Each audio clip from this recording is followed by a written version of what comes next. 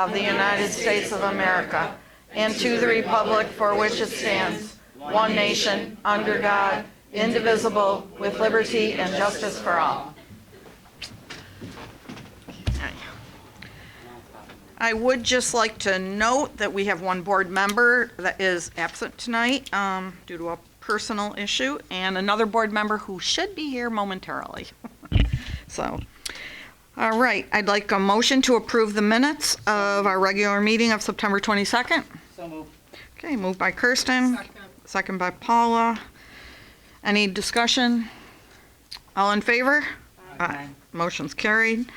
Are there any additions, deletions to the agenda? No executive session. That's Okay. the deletion. So no executive At session. all, so on the bottom? Nope. Yeah, so at the end, no executive. Because when we leave, we're leaving. Yeah. All right. Moving on to our board recognition. New York State School Boards Association presentation. Thank you very much. I'm William Miller. I am the Area 5 Director for the New York State School Boards. And we have a program that's called Champions of Change. It's been around a while. And what it is that we recognize districts that are doing something different with students. Maybe different than, other districts have done. So that it actually says, maybe this will be something another district will do. I read all your information on this leadership council, and I was amazed at some of the stuff that I saw. I think the thing that stuck out with me is when you ask kids or students about what they feel, you're going to get an honest reaction. You might not like it, but it might be something good, and it might be something you never thought about would be helpful for students in school. The one that really struck me, and maybe it's a little silly, but the students have said that other students weren't getting ice cream because they couldn't afford to buy it. And they felt bad about that. And was there something that the school could do, to make it possible for these students to do? And I guess you're going to do a once a month free ice cream. And I mean, it's just, I see the students sitting here, and I just remark about how they want to make their school better. And there's no better way to find out than the kids that are in the school, because they're the ones that know what works and what doesn't work. And maybe there's things that you just have to say, that's just not, we can't do that. We'd love to, but it's just not something that we can do. So that's why I'm here tonight, is to present this banner to your district, and we'd like to have some students come forward, and we're going to do some pictures. We'll have an article in our paper on board with all the students. And I want a couple little kids right in front of me that will hold this banner. And they are not shy about speaking, so you can, if they want, they can say something too.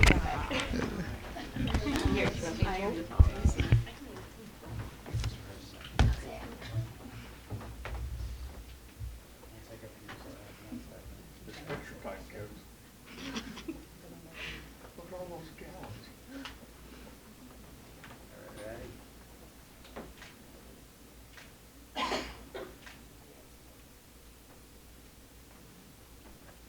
All right, thank you. And can we have some of the adults who helped out throughout the year?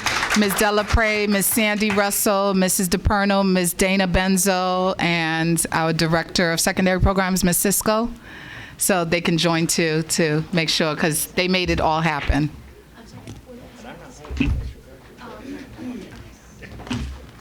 Shortest one, I guess, gotta hold it. I'll find it. No, God, no, this is all you.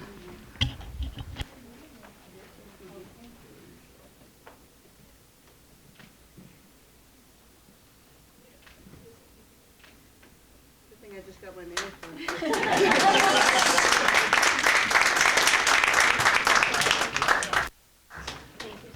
And this is really the better favorite part of my job. Is to be able to come and do something like this. I've done a few at other districts for entirely different reasons, but this one, because it's involving the students, is just amazing. It's amazing. You guys are doing a great job, and I hope you continue to listen to kids, and I assume these are your two Yes.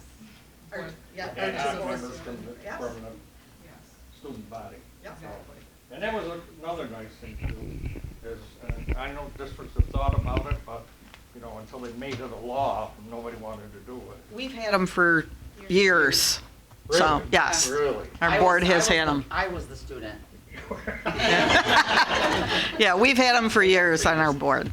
Yeah. Well, this is what makes, because people say to me, you know, when I'm out amongst the districts or I'm at some of our functions and stuff, I do look around and say, you know, we're aging out here. Who's gonna take over? This is the way to get people to take over. You get students involved, you get young kids involved, and their districts and stuff. And when they get older, they say, I'd like to sit on that board. Somebody's got to take over. So, great job. I wanna congratulate you. Thank you. If any of the students would like to step forward and tell us a little bit about your experience, we'd really appreciate it, if you're comfortable doing that. Could you go over, right over here then? Yeah.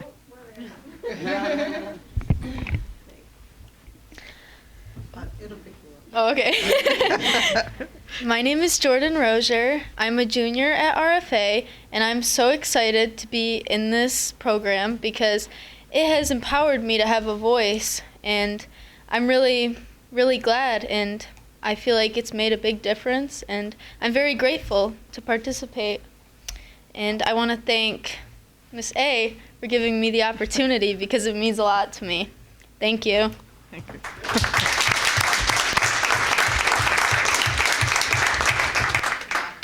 Elementary young people. I remember when we said grades 2 to 12, people are like, grades 2 to 12? I'm like, yes, young people have something to say. So elementary, who's representing elementary tonight? Come on. Don't be shy. You want me to bring you the microphone? Yeah, we can bring it to you. Yeah? No. Anybody? Parents, I promise you, they are not shy when they are with us. They're just plain shy. But I'll tell you, when we started the Superintendent Student Leadership Council, it is not for show. It is not for recognition. It is really, truly about making sure that we hear from the students that we serve. Because a lot of times we may think that we know what young people want, but sometimes we fail to ask them. And as I said to the community the day I walked in here, we are very student-centered. This district is about students. And if we're going to say that we're about students, we have to have them have an opportunity to have a voice. So first of all, thank you to all of the parents, because there are times where you come and you come on time to pick them up and they don't want to leave because they're having so much fun. So we thank you for taking the time to drop them off in the afternoon after school is over. And if you haven't had a chance to really watch what these young people from grades 2 to 12 have done last year in terms of really articulating our mission, vision, and values. So let me be clear. The mission and vision and value statements that you see on our district website, they were developed by this group of students. No adult input. This group of students developed them, and we wanted to make sure that we didn't change one word. And when we were going through the process, they were like, no, remember, safety is a priority. Make sure you keep it in there. And so there is power when we give students the opportunity to partake, to be a part of. So I just want to say to the students, I am very proud of each and every one of you. I've said over and over in this community, there is brilliance here. You are awesome. You are phenomenal, and you deserve to always be the priority in this district. And as long as I am here, you will be at the forefront of everything that we do. Thank you for serving, and I know you cannot wait for us to start again, and we are preparing to get us started. We have fun, we do work, but we also have fun, and Mike Jackway will know that because he have captured some of the fun that we have had. And so we appreciate you coming out tonight. Thank you for allowing your children to serve, and yes, they are a champion of change, and that's what we're all about here in Rome City. We are rising. Rome is rising. You deserve excellence in education, and that's what we are committed to doing for each and every one of you. Thank you.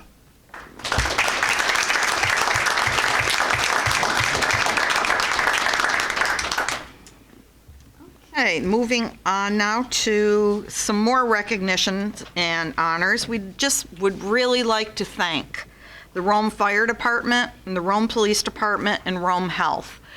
While we as a community understand that it's their job to come when a situation arises, when we had a situation at RFA a week ago, they were there and they provided the leadership and perfectly helped us with a situation. So we wanted to thank them for their hard work and dedication to us as a school district. And I also want to thank the Stroud 1860 election debate.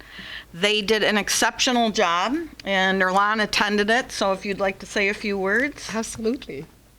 I saw Mr. Vanold at one of our football games, the first football game, and he said, would you come to my classroom because the students wanted to do a debate, an 1860s debate, so we would really love for you to come.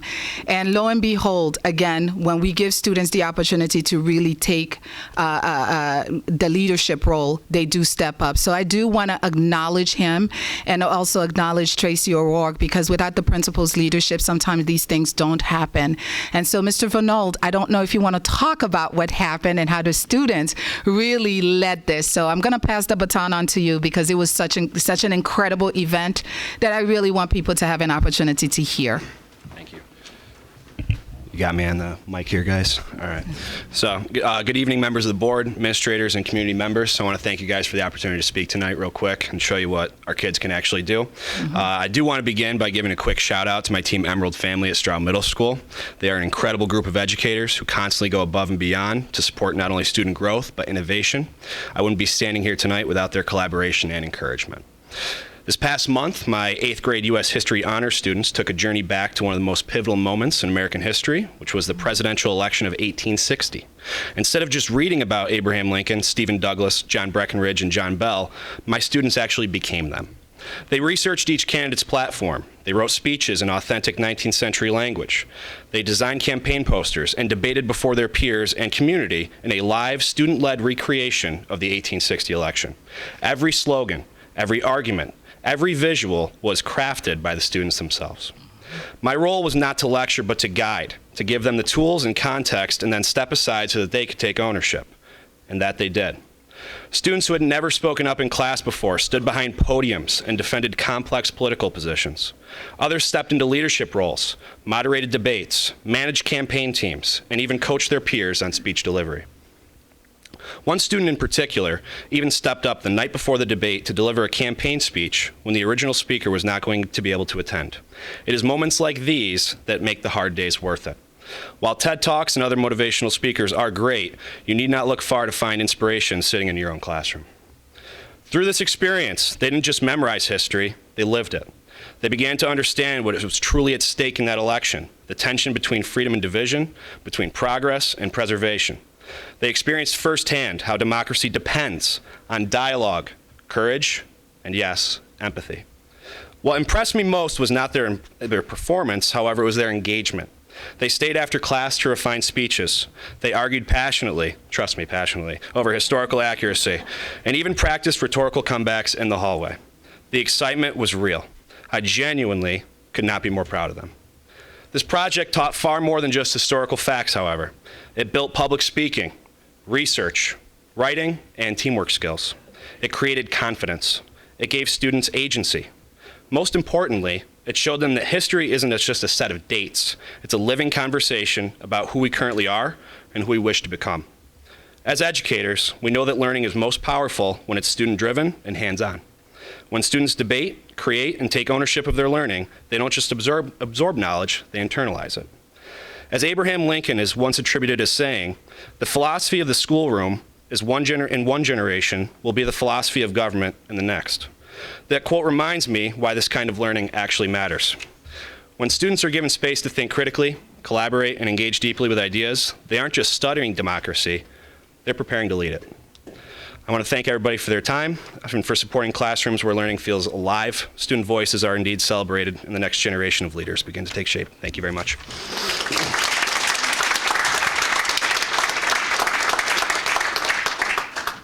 Mr. Vernald, and that really helps we as a board to support what you do every single day, and we couldn't thank you more. Thank you.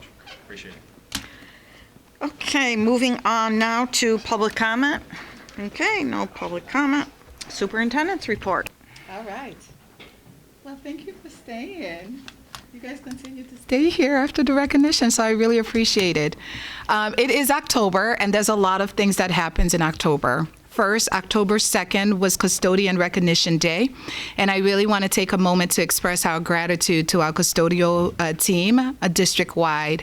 Every single day, their hard work keeps our building safe, clean, and welcoming for students, staff, and families. They truly are the backbone of our schools, and we appreciate all they do, often behind the scenes, to keep everything running smoothly. Second, October is National Principals Month. We know that leadership matters. We talk about that at this table. This is a wonderful opportunity to recognize our principals and, of course, our assistant principals, or sometimes I call them aspiring principals, for their leadership, dedication, and care. They set the tone for school culture, guide instructional practices, and support staff and students in countless ways. We are definitely grateful for their steady leadership and commitment to our district's mission, vision, and values that our students developed. Next, I'm excited to share that on Friday, October 10 at 5 a.m. in the morning, Rome will be featured on News Channel 9's Friday Morning Lights segment. This is a fantastic opportunity for our students to showcase their school spirit and pride in front of a regional audience. It's essentially like a live morning pep rally, as we had on Friday, celebrating our school community. And we want to thank our athletic director, Mr. Al Bangs, and our RFA building principal for coordinating this effort and helping our students to shine on this platform. We're also pleased to announce that, as you know, we had indicated that our commissioner, Dr. Betty Rosa, the Commissioner of Education, was supposed to be here with us on September 4th. Unfortunately, she had a death in her family around that time. That has been rescheduled. She will be visiting Rome City School District on October 29th.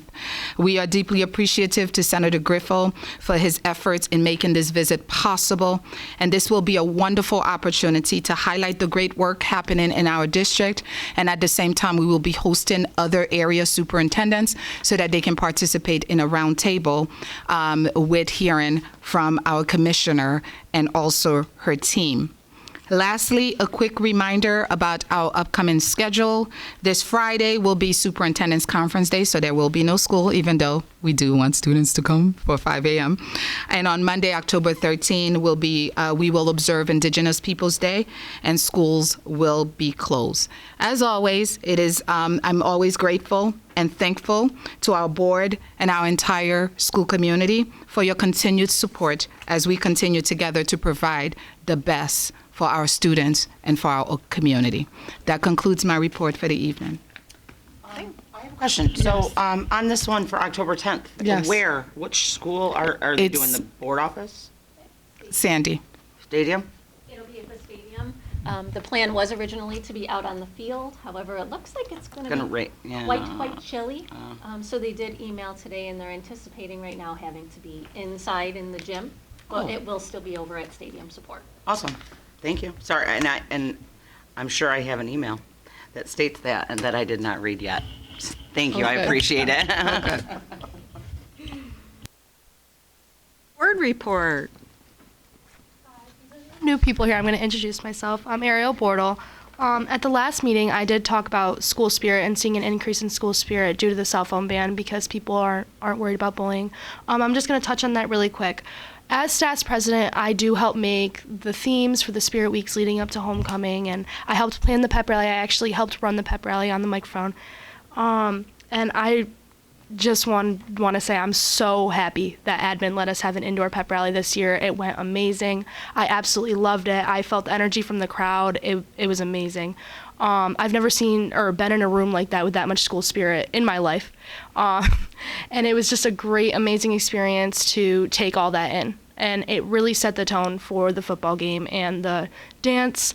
And yeah, it was just amazing. And I really am very, very happy and thankful to the admin for letting that happen. I'm going to pass this to Joanna. Hello everyone, I'm Joanna Hampy. I want to talk a little bit about the game, not to overanalyze it, but I am going to. I thought that the amount of community we had in both the competition, the game, the parents, the custodians that were at the game was a beautiful display of our community. So many people were both competing and also just showing so much energy to all the people who were competing. And I thought it was beautiful. I loved the amount of different groups of people that got together. And that does bring me to the homecoming dance. Although there were some things that we could work on for more upcoming dances. Coming from a first-person standpoint, I thought the amount of people who were together this year was a crazy accomplishment. Even though I don't think we will ever be able to fully overcome the stigmatism of cliques in high school, I believe progress is progress, and I think progress was made, and I think people were celebrating each other finally. Thank you.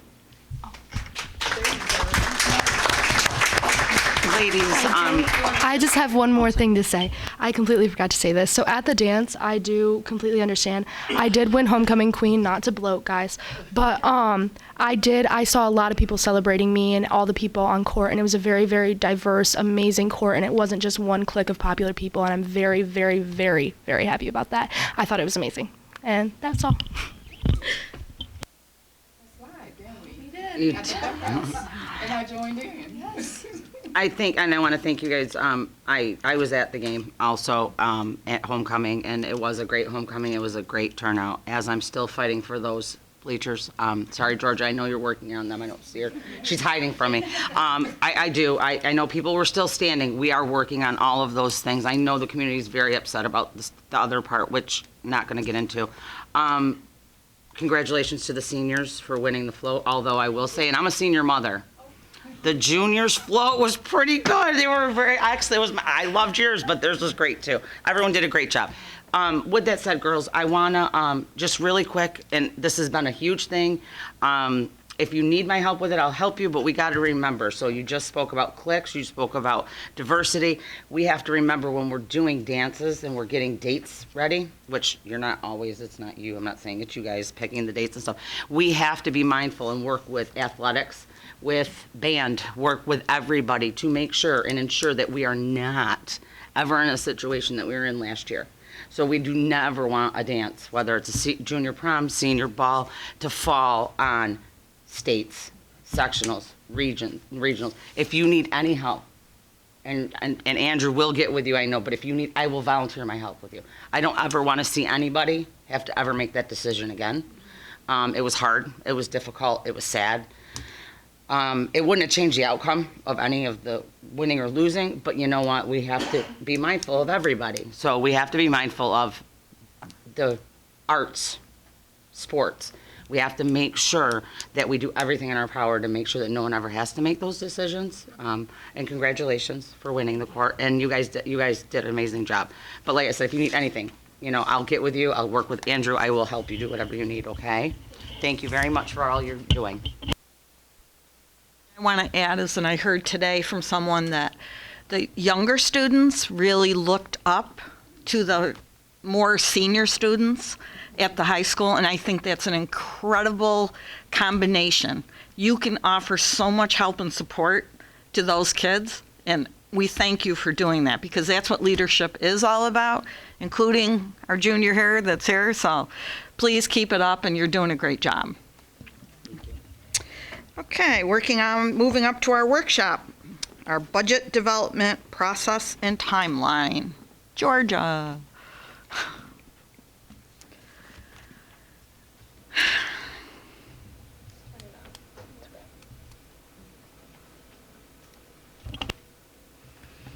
Good evening, everyone. So today I'm going to speak a little bit about the project, the budget timeline, what the role is of the Board of Education, and what the role of the Finance Committee is.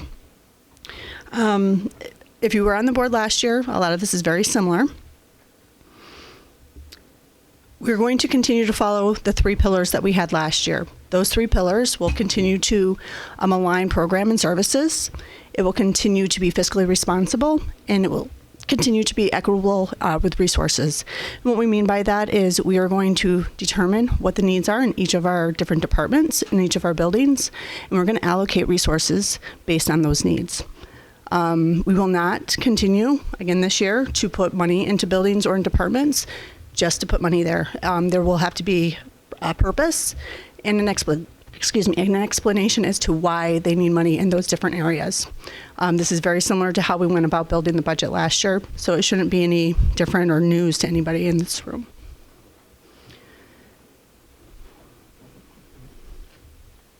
We have adjusted the timeline a little bit this year compared to last year, partially because our own staff has gotten excited or at least recognized that they don't want to work in January putting that proposal together. So within the next week or so, I will be providing that proposal to the directors and to the principals so that they can begin thinking about how they want those proposals to be sent to us. We'll still start putting those together, compiling those, and then we will provide all of that information at our cabinet meeting that will happen in January. I will sit down with the principals and the directors again probably in November to start going over what their budget was this year for the 25-26 year, and then comparing that to some of the things that they want for next year. And that way we're both on the same page. We have that communication going back and forth. We do have a number of new individuals this year at the administration level, and so I want to make sure that they understand what's in their current budget, and that way as they're preparing for next year, they know what they need to add in terms of proposals for next year.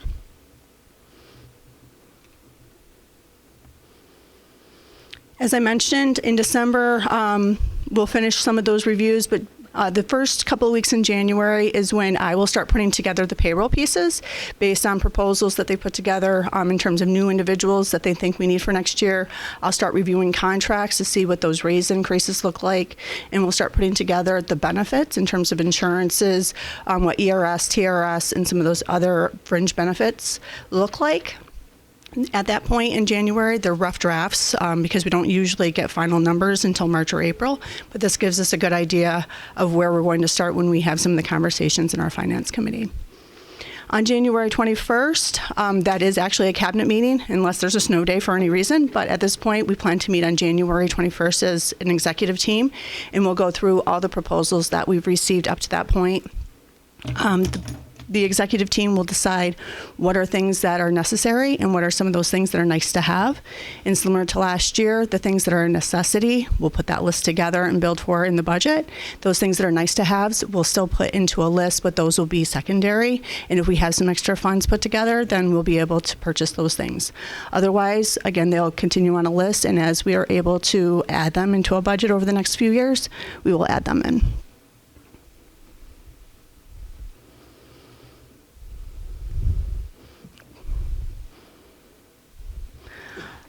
The Finance Committee will start in February, also reviewing based on what the executive team comes up with for plans. And that way the Finance Committee can add any additional proposals or anything that they're aware of that maybe the teams haven't thought about. We know that we have some capital projects that we're considering that maybe the board is aware of that they would like to include. And so we will plan for that in February. In the first couple of weeks of February, we usually receive the governor's run, and that is what will provide me with the information to put together the revenue budget. I will provide that to the Board of Education on the February 9th board meeting, and that way this team can review that and approve it, hopefully, so that on March 1st, I can file the paperwork with New York State for the tax levy limit calculation. Then in March, we will have between the Finance Committee and the Executive Committee and all the proposals that we've received up to that point. In March, we will finalize the budget. I will present that to the Board of Education, and we will start preparing to finalize our budget to the public. We do have to have our information out to the voters no later than May 4th. And we will begin planning in the next couple of months with the Finance Committee on the exact public community forums that we did last year. Last year we did them 4 days in a row. We're looking to spread those out a little bit over 2 weeks instead of 4 days in a row. And we're looking at different locations. Some were very successful last year, some not as much. So we want to make sure that we are addressing as much of the community as possible. On May 11th, that is currently a board meeting night, so I would be looking to try and do it on the same night that we already have a board meeting set up. We will have the public hearing on that night, so that way it's early enough to have the budget vote on May 19th, which is a state mandated date.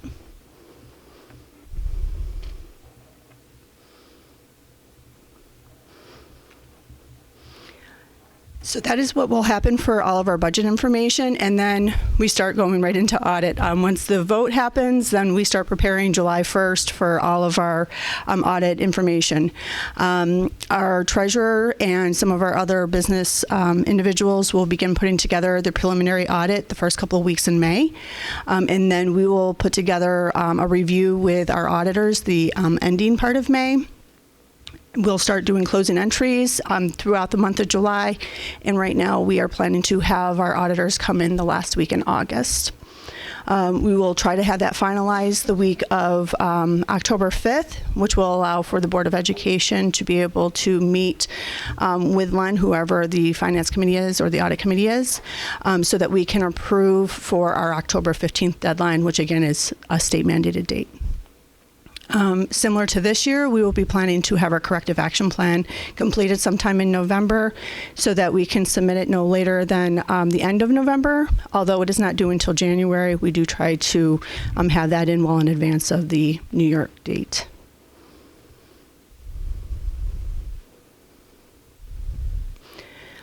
So that's everything that I have for the budget timeline and what that process looks like.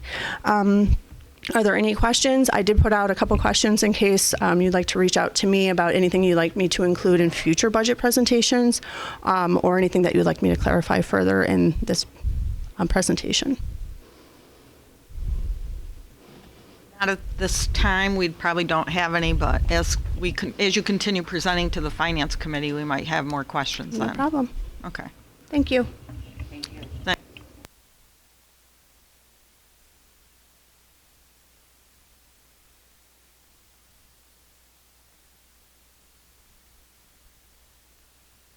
Connected Community Schools, our partner. We enjoy having you here for us. She won't be able to capture you. All right, I'll try to stay stable. So thank you. So I've turned on. There's no point standing here if the mic's not on. Gotcha. So thank you for the invite to come in. We come about once or twice a year, and Matt's going to hand out some stuff to you. Matt is our director for our Rome-specific project. I think last year we brought beer nuts because we had a surplus of beer nuts, which were not necessarily appropriate for our schools.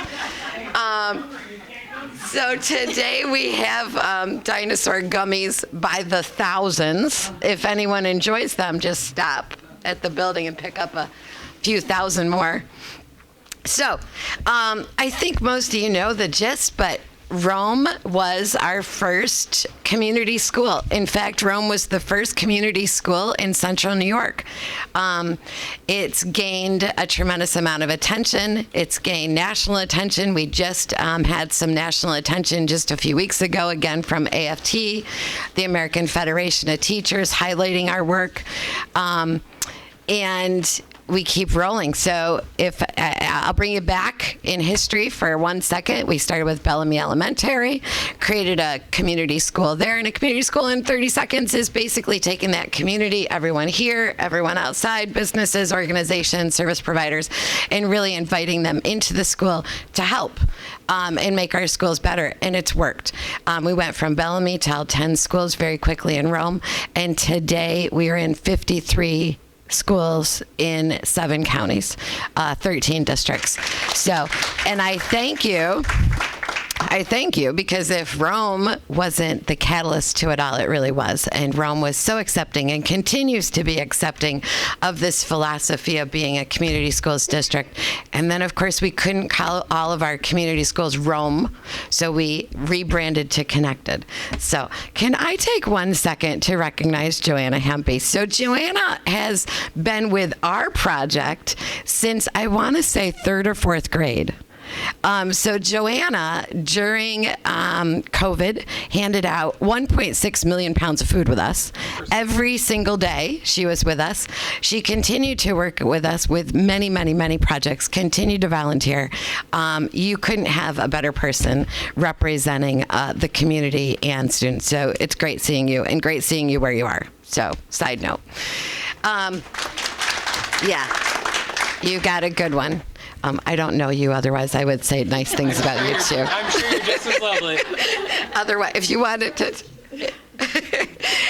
Okay, so, I have the clicker. Okay, so we're on about year 7, 8, going on to year 8. And at the heart of our mission, being a community school, creating community schools is really, we wanted to focus on ensuring that students were ready to learn. We have amazing schools. We have amazing teachers. We have amazing principals, amazing admin, everything else. But if a child shows up and they are tired and they are hungry and they have been homeless, or they have a toothache, or they have mental health struggles, or I could go on for days, they are not going to learn, no matter how well how great our technology is, how beautiful our rooms are, how great our teachers are. So we really took a step back years ago to really come up and over the struggles that students were having even before they made it to the classroom. This year, our link referral system, which takes care of struggles and hurdles that students have, reached in excess of 3,300 link referrals. That means 3,000, these are duplicated numbers, obviously, 3,300 students have had a struggle that my team helped overcome that struggle. And that struggle is everything from homelessness. I think that everyone who lives in Rome realizes homelessness is growing, unfortunately. And we do have families who live in their cars. Food insecurity, dental, mental health supports, primary care, insurance, care coordination, legal resources, care management, educational support, laundry assistance, clothing, holiday assistance, on and on and on. And those are the struggles and the hurdles that prevent kids from actually learning and participating. Number one, we have to get the kids into class, right, and ready for them to learn. So that's a really unfortunate number, but impressive number for the amount of work we did. We are not dentists, although Matt may look like a dentist or a counselor or a doctor. So obviously the philosophy of a community school is we partner with 400 or 500 agencies, service providers, businesses, organizations. So from those 3,300 link referrals, struggles, hurdles, we connected to 185,697 connections. So I'll explain this to you. A child came in that was struggling with food insecurity. After our team worked with them, sat down, engaged them, talked to the parents, what's going on, had some coffee with them, what ended up happening was probably 5, 6, 7 more struggles were identified. So they had food insecurity, then they also had mental health issues, they also had employment issues, they also had homelessness issues. So that is why that number just grows and grows and grows and grows, because typically families and students just don't carry one struggle into school. Usually they're carrying a bag full of struggles into school. But the connections were there, and the resources were there, and the services were there. So that's really great. That's who your connected team is. They are the experts and the resources in your community, and and will help guide families to get connected to those. Yes. This is another big number. So we returned $14,625,591. Where's your finance person? Here, take this down. Return on investment. It's your return on investment. And how does this work? Besides our services in being the catalyst to create the community school, the district drives aid on whatever is paid through BOCES, which is really complicated, and you'd have to ask her to come back to explain all that. But every dollar that comes to us, we turn over. We spend locally. We have purchasing power. We have in-kind services. We have donations such as gummies. We have donations of clothing. We have donations of numerous things. We get financial donations. That's all added to the pot. It's all added to the pot. And we are one of the fewest in the nation, and have been highlighted for this, that the average community school turns $1 into $7. Our project has continually turned $1 into $14. And we do this local. CNY Food Bank is obviously one of our largest contributors to that number. We work with Community Foundation. We work with everyone. And we're constantly turning over, bringing back more than we've ever taken from the school. So $1,516,704 of tangible items were sent to the hubs. In each of your school districts, some larger than others, we have spaces called hubs, and that is where a child or a family can come into that space, find a safe place, fun activities, etc., etc. But it also is full of what they need. And it started at Bellamy, it grew over to Gansevoort, and then very quickly we had hubs set up in every building. And it's if you forgot your pencil, if you are hungry, if you need a snack, if you need hygiene supplies, especially in our middle school, specifically, we go through, half that number is probably deodorant. Solid deodorant. Solid. So if you need anything, kids can go in there, grab and go, no questions asked, and families can access that hub at any point in time. And we have open hub every couple of weeks where families come in and basically can shop for what they need, those items. Those are also donation, purchasing power, whatever we can get to get those in there. And we're so thankful for such a giving community that has supported all of that, because we can't keep up with what kids need. That was also developed very, very, very early on, because we did a very quick survey with the teachers over at Bellamy Elementary, and they were hitting the same average nationally, that the average teacher was spending upwards of $35 to $40 a week. And we're like, on what? What are you taking out of your pocket? And they said, for snacks, for jackets, for socks, for toothbrushes, et cetera, et cetera. And so we said, stop. We have to, again, take those lifts off our teachers so our teachers can teach, and especially the financial lift. So I really think that we've done a pretty good job with that. Okay, I keep looking at someone. I see it personally. It's a lot. It's a lot of needs. Okay, and that's the end. No, it's not the end. It's just the beginning. Thank you. Okay, so who do we do it with? We do it with everyone. In Rome, we have many, many, many. I could have been here for days putting logos of who our real strong partners are, but certainly our Salvation Army, our First Source, our MVHS, our Rome Health, our Jervis Library, our WISE, Chobani. Thank goodness Chobani is going to be our neighbor. We've always had a partnership with Chobani. Chobani has always given free yogurt to us. We went into a formal partnership with Chobani in the spring. In the very first month in our 53 schools, we distributed 360,000 cups of yogurt. So healthy snacks, healthier than the gummies you got. And they continue to give as much as we need. National Grid is fairly new. They sponsored our back to school bash this summer. On and on and on. So we don't do this alone. What we do is we're not competitive, we're collaborative, and we invite everyone to the table and continue to invite everyone to the table. So the more makes us all better.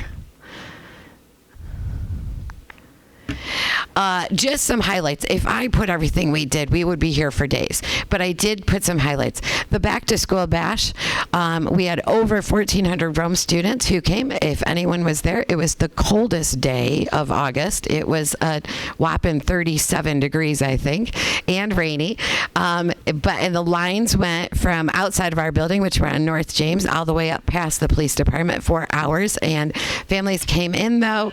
They got every single thing they needed. We really worked with getting those teachers' lists, ensuring that everything from headphones to crayons to everything was on those lists. Backpacks, food, and all of our providers were outside with other resources and services, etc.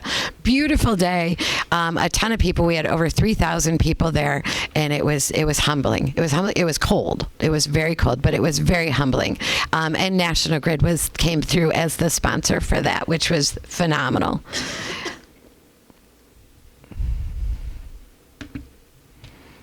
We also created a 6th and 7th grade level up. We really have been putting a lot of effort into looking at our effects of COVID on students, as well as our effects of transition on students. And Matt and his team really looked at this transition between elementary school to middle school, and next year as well as middle school to high school.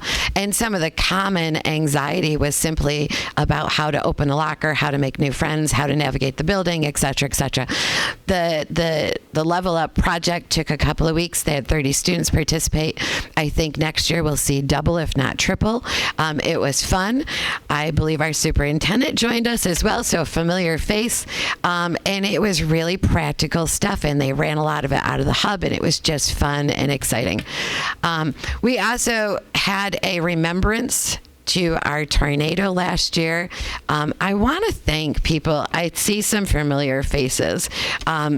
During the tornado last year, our building was hit.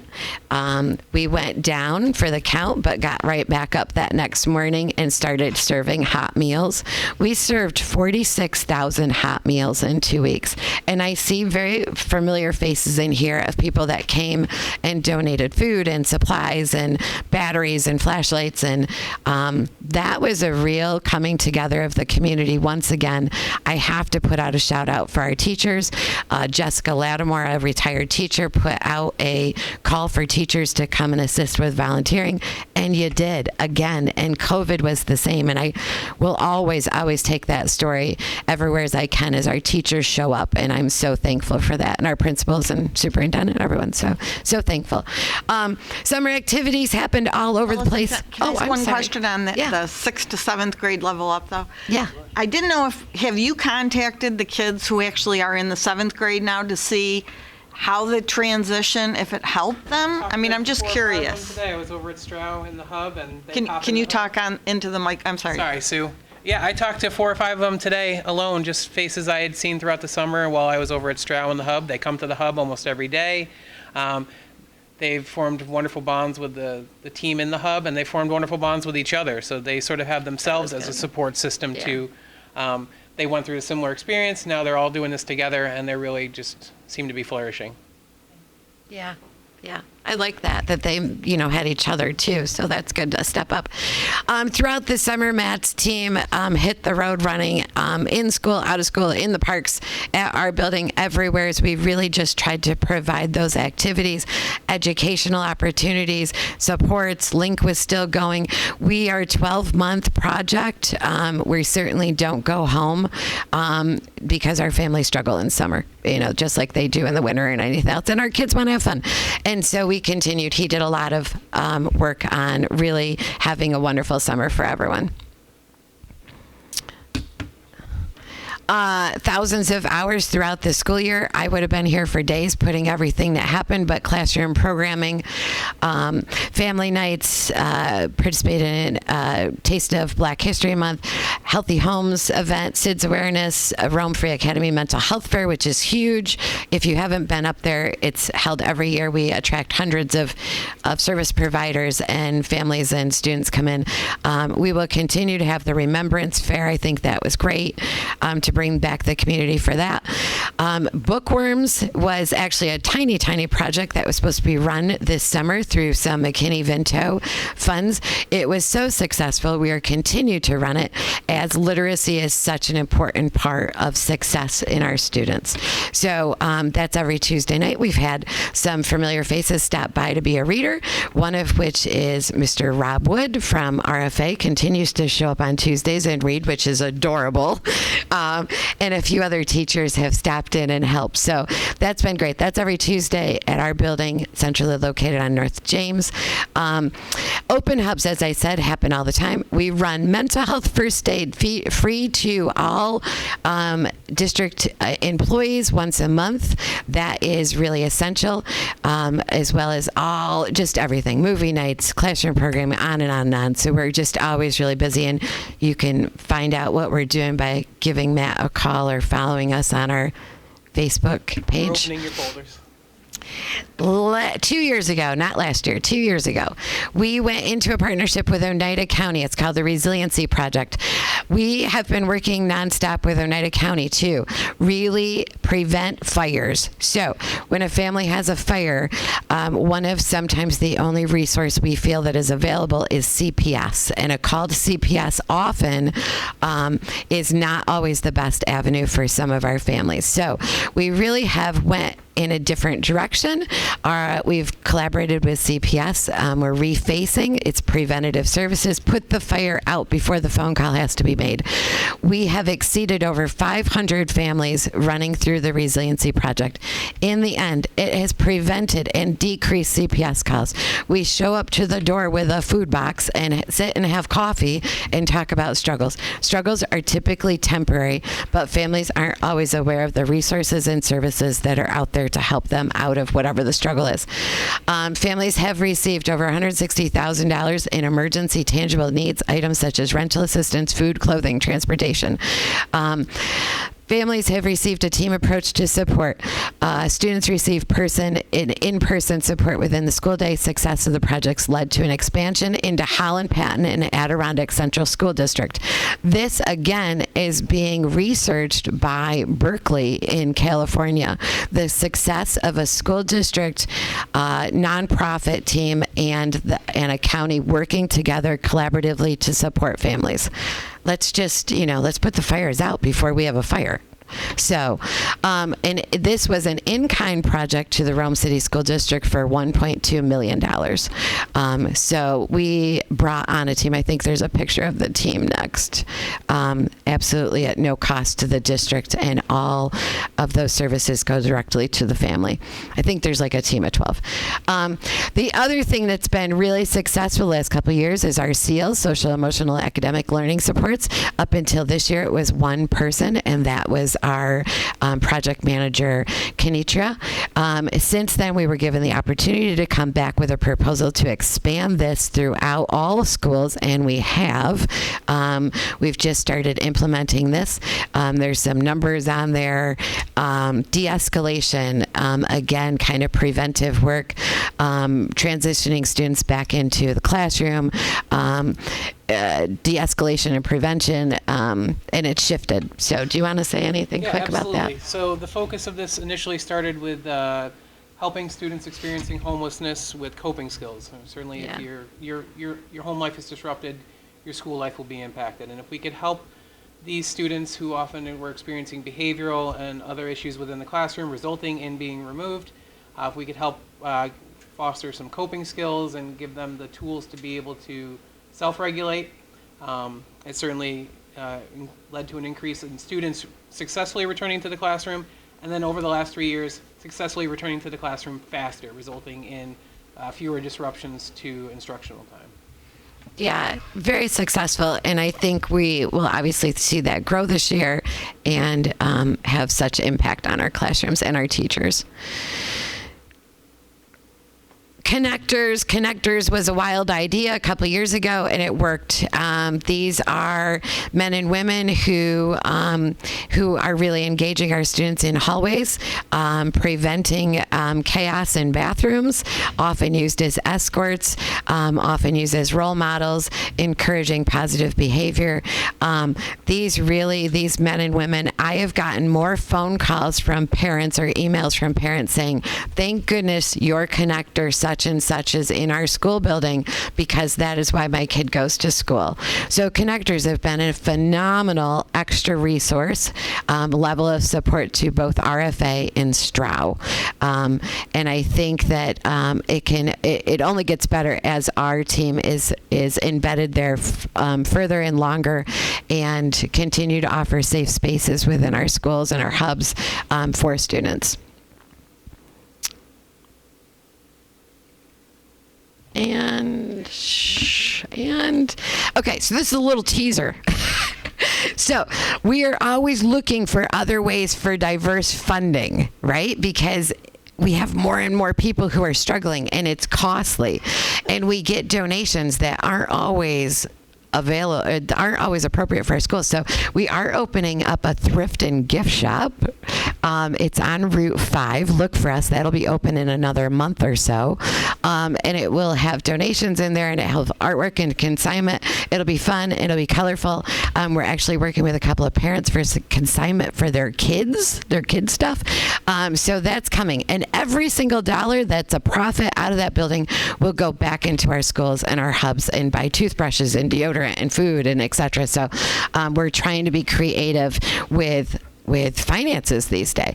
I will also give you another secret that's in the mix that is not public whatsoever. We're going into a partnership with Ride for Missing Children. So yes, Ride for Missing Children has been around for 25 years. I think it's 25 years this year. They needed some extra support. They needed infrastructure. So we are going to kind of adopt the Ride for Missing Children. You will see an educator come out in our classrooms and doing assemblies and classroom work. You will see that happen within the next couple of months. So we're really excited about that project as well. That's our team. That's part of our team, at least part of most of our Rome team. We send out a newsletter every month, one during the summer. I think Matt handed out some flyers, etc. going on. We are extremely approachable. Our building is open, 207 North James. Stop in, get a tour, say hi, invite me to lunch. I just looked at Sue, invite me to lunch. Or drop off lunch. I think Nerlad dropped off lunch the other day. So yeah, we're open. We want people to come in. We have a huge central hub with everything in it. We have delivery trucks. It's good to see it, feel it, smell it. We're here to support the community and make things better and have impact. And we can't thank the community enough for embracing. Not every district has embraced this philosophy of becoming a community school. And Rome, I want to say, is one of the top in the nation. So thank you, thank you, thank you, thank you, thank you. Thank you. Thank you. One last thing. This bin right here is for holiday assistance. They're all throughout the city because I delivered them today. These are where we collect all the toys and presents and gifts, etc. for holidays. We typically assist 3,500 students with our holiday assistance, and it's shopping experience, etc. And you can come down. So if you see these bins, drop a gift or something in them, or if you want to get involved, give us a call. So those are the bins. Thank you. Yeah. Anybody who wanted to leave, yeah, that's what we were going to say. Please don't feel like you have to stay. We thank you for coming. Can I say something? One second. Yeah. Just let them go.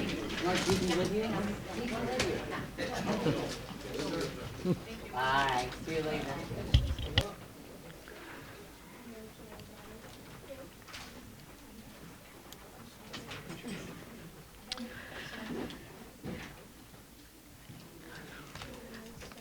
Okay, Melissa, I just wanted to go back to one thing that you were speaking of before. So when you had the kids who you were trying to help reintegrate back into school, say after they have an issue at the high school. How do you do that? Do you have social workers that you work with, or is that embedded within? I'm sorry, Yeah. you need to speak into that. Oh, geez. Right. So team approach. If the parents aren't on board, right? So we have to engage those parents. And with resiliency, this is the first time in a long time. I don't know if anybody remembers Spiffy was a county program years ago, and that was successful until it wasn't successful. But that bridge to the actual school to the living room, actually in the home, had been missing for years. And resiliency provides that now. Being a community school, yes, we went to homes, but not regularly. We do most of our work in school. So that was our first thing, is get into the home, make a plan, and have a team where someone is designated to the student, someone is designated to the parent, someone acts as a liaison, and everyone's working together. And that's really been our approach, and it's been extremely successful. When Berkeley comes in to do their work, and we'll sit with the district and go over that, what they're looking for is that needle to move on absenteeism, truancy, and actual calls made by teachers, mandated reporting calls. And we're not saying don't make CPS calls by any means. But if there's a CPS call where you're like, I feel I have no choice but to make a CPS call, but it really hasn't gotten to that level, then let's not make the call, let's support. And the impact has been tremendous. I wish I had brought more data to show specifically on that resiliency project. So, and I'd be curious to know if it has affected absenteeism and truancy too. I know that many of our team, which we have about 6, I think, that work with the students, drive kids to school every morning. You know, they'll pick them up because we got to get them here first, right? So, yeah. I have a question and then a comment. My first question is, with the high school and even with middle school, how there's some semi-formals and formals and stuff like that. If there are gently used like dresses or suits, do we bring them to you or donate them somewhere Usually else? I mention this because people love to hear this, but just last year, 2 years ago, Ava Tulo donated 200, 300 tuxedos to us. So in our hubs, you don't see them because they're in every size, shape, but they're in our central hub. And if you were to come and say, I want to rent a tuxedo, we actually have a form and we measure the kid, etc. And a tuxedo is delivered to the hub. We rent a couple hundred tuxedos a year. Our prom dresses, same thing. When the season comes around, they're at Central Hub or in our hubs, or we have events. Some of our hubs in some of our districts are enormous, and we can have everything. And then others, because of size, more is stored at 207 instead. But yes, if you have stuff to donate, bring it to 207. And then within all of the schools, so you have 13 districts, every email will say, I have a girl who came in who's a size 8 who's looking for a purple dress. And it's shared in 7 counties. So they typically find what they need. Yeah. So if you flip to the second to last flyer in your packet, it's for our homecoming dress and suit giveaway. We hosted at RFA all last week. Oh, yeah, leading yeah. up to homecoming. Yeah. Miss Maya had set that up in the small auditorium, and students were able to come in and shop for dresses and suits. And we also are assisting the school by organizing and running the clothing closet over at RFA as well. So does RFA now have a clothing closet? Yes. Okay. Yes, they have had. They've had it. Yep. It's just organizing. We're providing oversight for it now. Okay. Yep. All right. We also, in that whole line of kind of dress and et cetera, we also host haircut events, right? Before and during, yeah. I used to take all my daughter's stuff and bring them to the nurse, and then she would hold. Yeah. But now, I mean. You can bring it to the hub, you can bring it to us, you can bring it to the nurse. Right. Okay. The nurse often comes into the hubs and grabs things too, so we're all sharing, yeah. Yeah. My last comment are about your connectors. I love your connectors. I adore them. Last year, I had the opportunity to go to the Heat of Fusion at RFA as a board member, and your connectors, they got into it with them. They were right there with the kids. They absolutely loved competing. and being very much a part of it. And the way the students reacted to them, it's amazing. It's such a good, positive influence for them, and the smiles and. I mean, I'm sure that these two can probably speak about the connectors more than I could, because I was only with them for the short period of time, but it was amazing to see and how much respect these students have and look up to them. So. I believe, and if they were here today, they could tell you, almost every single connector that we've hired in the last couple of years comes with a story about school. Right? How school was the one area, one person in that school that saved them.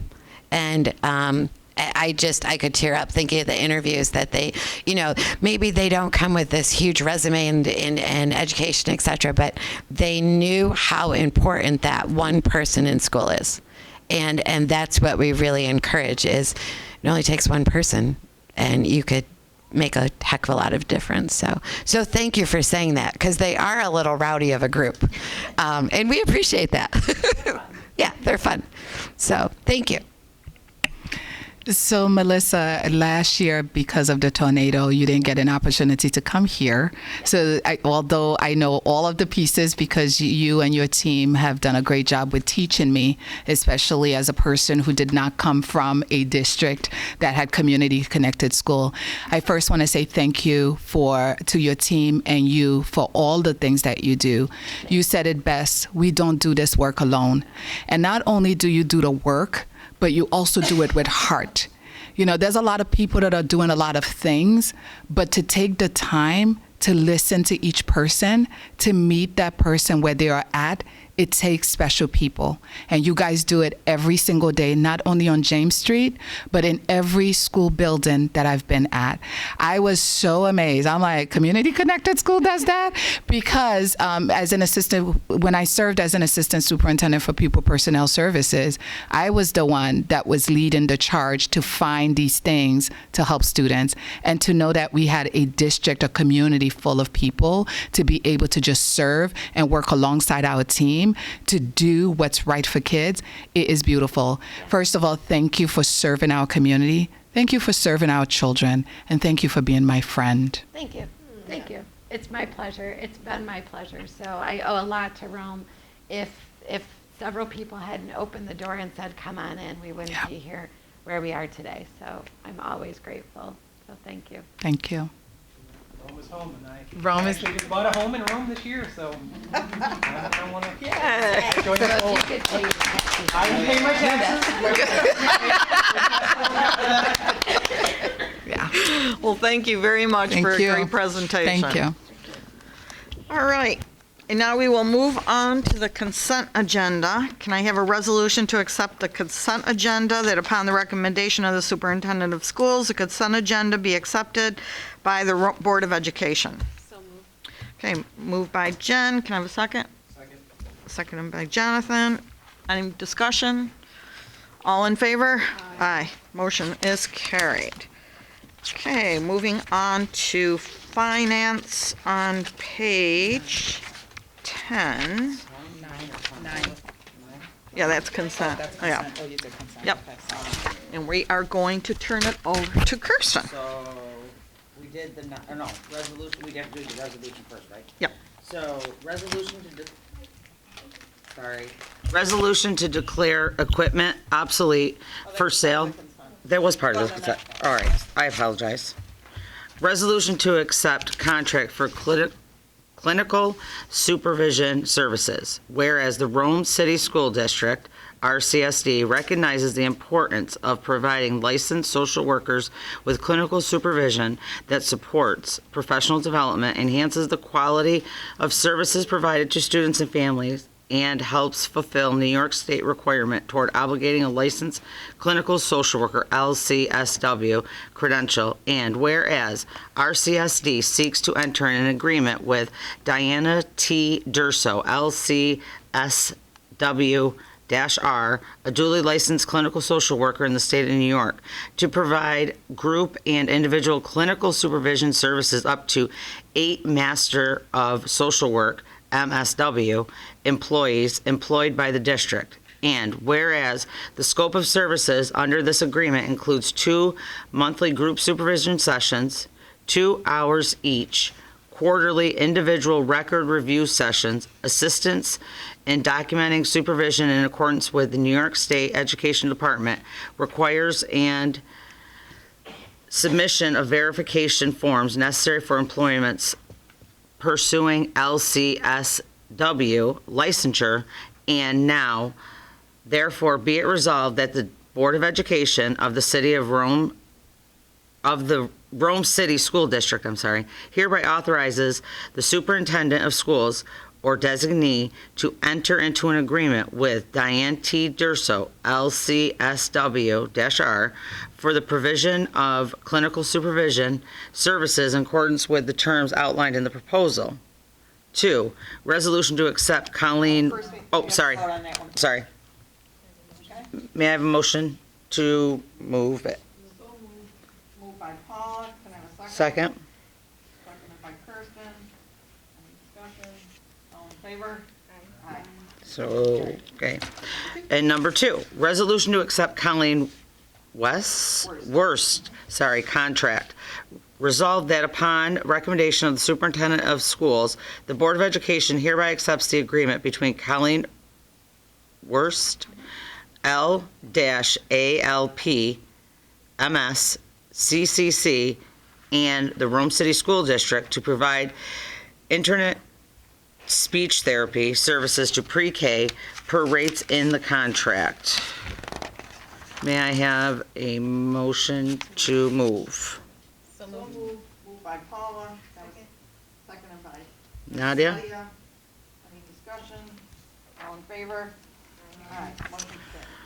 Number 3, resolution to accept Oneida County contract. Whereas the Board of Education recognizes its obligation under Section 4410 of the New York State Education Law to provide appropriate related services to preschool children with disabilities. And whereas Oneida County has offered a contract to the district to provide reimbursement for the provision of related services, including but not limited to speech therapy, occupational therapy, physical therapy, and other approved support services, as defined in the Individualized Education Program, IEP, of each eligible preschool student. And whereas the terms of said contract have been reviewed by the administration and found to be consistent with the goals and policies of the district, and accept in formal substance. Now, therefore, be it resolved that the Board of Education hereby approves and accepts the contract offered by the Oneida County for the provision of related services to preschool children with disabilities from July 1st, 2025 to June 30th, 2030. And be it further resolved that the superintendent of schools or their designee is hereby authorized and directed to execute said contract on behalf of the Board of Education and to take any and all necessary actions to implement provisions of this resolution. Motion to... So moved. Moved by Paula, can I have a second? Second by Nadia. Any discussion? All in favor? Aye. Ooh. Motion carried. I couldn't do that if I tried. Resolution to accept CABVI contract. CABIV, do you say CABIV? Yep. Okay. Whereas the Board of Education recognizes the need to provide appropriate educational and rehabilitation services to students with visual impairments in accordance with the Individualized Education Program, IEPs, and applicable federal and state laws. And whereas the Central Association for the Blind and Visually Impaired, CABVI, provides specialized services including teacher of the visually impaired, TVI, instruction, TVI consultant, vision therapy, occupational therapy services. And whereas the district has identified 19 students requiring such services for the 2025-2026 school year. Now, therefore, be it resolved that the Board of Education hereby approves and authorizes the acceptance of contracts with CABVI to provide the above listed services for the 2025-2026 school year in a total amount not to exceed $40,000 for such services and mileages. Can I have a motion to approve? So moved. Okay, moved by Jen, can I have a second? Second by Nadia. Any discussion? All in favor? All right. Number 5, resolution to accept an amendment to the Stroud Chiller proposal. Whereas the Board of Education previously approved funding for the Stroud Chiller project to address HVAC, HVAC infrastructure needs within the district. And whereas additional evaluation of the system has identified the need for replacement of the 11 coils to ensure optimal performance and energy efficiency. And whereas the estimated cost for the coils replacement is not to exceed $280,000. And whereas the inclusion of the scope of work brings the total revised cost of the Stroud Chiller and Coils project to $630,000. Now, therefore, be it resolved that the Board of Education hereby authorize an increase in the Stroud Chiller and Coils project in an amount not to exceed $280,000 for the replacement of the 11 coils. And be it further resolved that the total authorized budget for Stroud Chiller and Coils project is hereby set at $630,000 to be funded from Phase 2 of the 2022 capital project. Motion to move. Moved by Paula, seconded by Nadia. Any discussion? All right. So our audit committee. All in favor? Oh, sorry. Aye. Trying to really rush it. Sorry, guys. So our audit committee, we do have the November 6th for that and finance, but the time is to be determined. We may change it. Okay. So the date is set. Time is not for both. Right, we're still waiting to make sure. Sure. D'Angelo, our Yes. auditors, can meet us on that day. And, I will continue with the committee report for the finance committee. We did discuss at length the chiller situation at Stroud, so we understood why. Mike, oh, sorry. It was, we had to change the amount. And honestly, we are all in favor of making sure everything is done 100% at this point in time, and we are very happy that they found those coils ahead of time, so we don't have to go back to it. So that was part of the discussion. We also went through some of the overages right now showing in our financials, but a lot of that is salaries that need to be moved to the grants. And we're still determining how much those dollar amounts and those journal entries obviously will be made, so the auditors can continue to close the books. We have hired a float now who's going to help in our business office with insurance and AP. That is a very needed position, so I'm very happy that finally came to fruition. We also had some billings from the city for our security services, which were from 2022 and 2023 and 2024, which we had to verify. Obviously, we had to verify that they were correct before we could pay them. And so we did our due diligence, and I really would like to congratulate Dr. Gonzalez because she really did a good job of making sure that was all correct with the city before we move forward with that. I believe the total sum of that was around $44,000 that we have to pay out now. 48,000. So, and again, we're just very appreciative that we were able to figure out what that was all for, going back, because obviously everybody sitting on this board was not here then. Neither were our business official or our superintendent. So it was good that we were able to kind of sit down and get that all taken care of. And we also talked about the audit that's going on right now. Again, we're waiting for the auditors we're waiting for the district to finish our closing of the books, and once that's done, then the audit can continue on. So that was the committee report. Again, we will be looking, as a finance committee, looking at the budget process as it continues to go forward, and we'll continue to go through with the audit as it comes to our attention. So that concludes the committee report for finance. Moving forward to educational programs. Action item number 1, resolution for the approval of OMH funding and Coordinated Care Services Incorporated training, whereas the Rome City School District has been awarded funding from the New York State Office of Mental Health, OMH, to support initiatives that enhance student wellness and access to mental health services.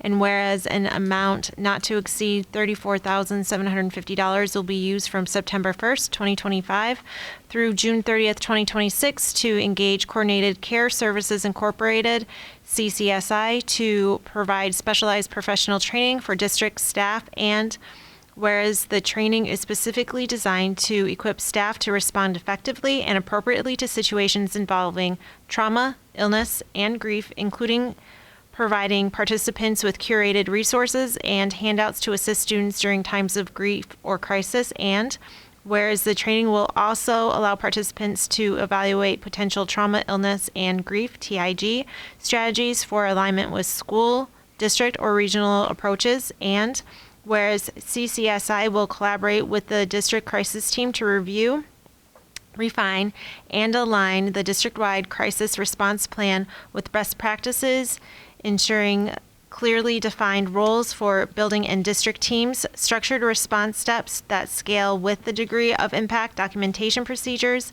evaluation of the response, and care for the team members and responders. Now, therefore, be it resolved that the Board of Education approves the use of OMH funding to contract with Coordinated Care Services Incorporated for this targeted training and crisis response plan consultation. Can I get a motion to move the resolution? So moved. Moved by Kirsten, can I get a second? Second by Paula, any discussion?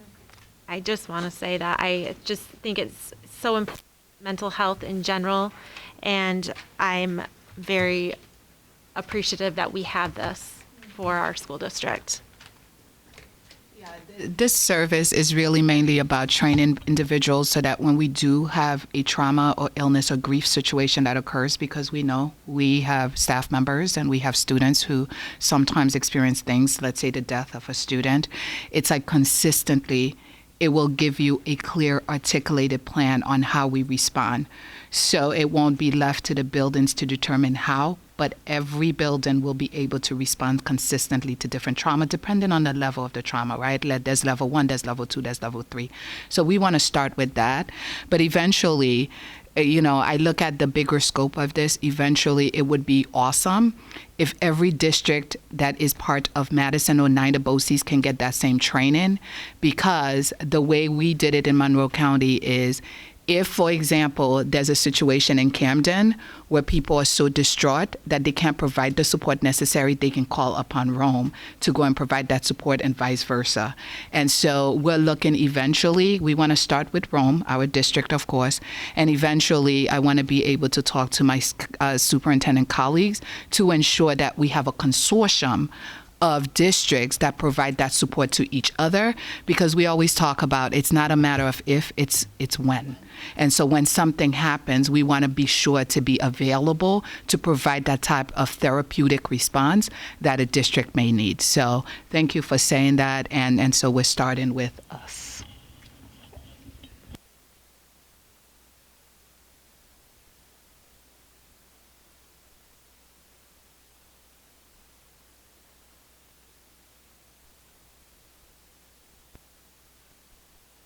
Of schools, the Board of Education hereby approves tenure for the following individual: Carrie Citroniti, AIS reading teacher, tenure area is reading, effective date 10/9/2025. Sarah Scott from Denty Ridge, PE teacher, physical education, and her effective date is 10/12/2025. Can I have a motion to move it? So moved. So moved by Jen, seconded by Paula. Any more discussion? All in favor? Aye. Tenure is granted. Policy, action item, no agenda items, but a resolution to approve the second reading and adoption of policies. Resolved that upon the recommendation of the superintendent of schools, the Board of Education hereby approves the second reading and adoption of the following policies. 0111, sexual harassment grievances under Title IX, 0111-E, sexual harassment grievances under Title IX definitions.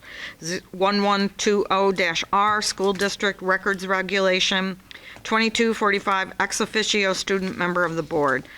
Can I get a motion to move? So moved. Moved by Kirsten. Can I get a second? Seconded by Nadia. Any discussion? All in favor? Aye. Motion's carried. Next committee meeting for policy is October 8th at 4:45 at 266 West Dominic Street. And miscellaneous business, resolution to accept the revised contract for New York State NYS MEC, that the Board of resolved that the Board of Education of the Rome City School District hereby approves the updated language of the agreement authorizing participation in cooperative energy purchasing services, NICEMAC, for electricity and natural gas. Can I get a motion to move? So moved. Moved by Kirsten, okay, seconded by Nadia. Any discussion? All in favor? Aye. Motion's carried. Discussion items, upcoming events. Obviously, the NYSBA convention, which we've been talking about, that Jonathan, myself, Jen, and Nirlan will be at. And board meeting after action review. The comments I received after our last board meeting is everybody was participating really well. It was everybody reading something, and the way it flowed seemed to work nice. So, and just in general as a board, I think that we are always looking at the positive side of things and always looking to improve. So, thank you. Okay. The only other comment that I would have is I have asked the board, please remember that if you're going to be out and you know ahead of time for a board meeting, please let Sandy and myself and Erlan know ahead of time if you know the date. And if not, if you're didn't know about it ahead of time and you are going to be out, please just let us know, and please there's obviously reasons, vacation, sickness, personal, whatever, just let us know so we can mark that down. Thank you. And the only other thing I would like to mention is Madison and Ida BOCE's Fall Open House is this Thursday, next Thursday, October 16th from 5:30 to 7:30. If anyone in the community is interested in seeing what goes on at BOCE's, it's a great opportunity to go and visit students firsthand, see what they're doing. They love showing off, and so it's a great time. So that is next Thursday. And if there is no public comment on non-agenda items, can I have a motion to adjourn? So moved. I broke my pen. Moved by Kirsten. Can I get a second? Second by Nadia. All in favor? Aye. Thank you.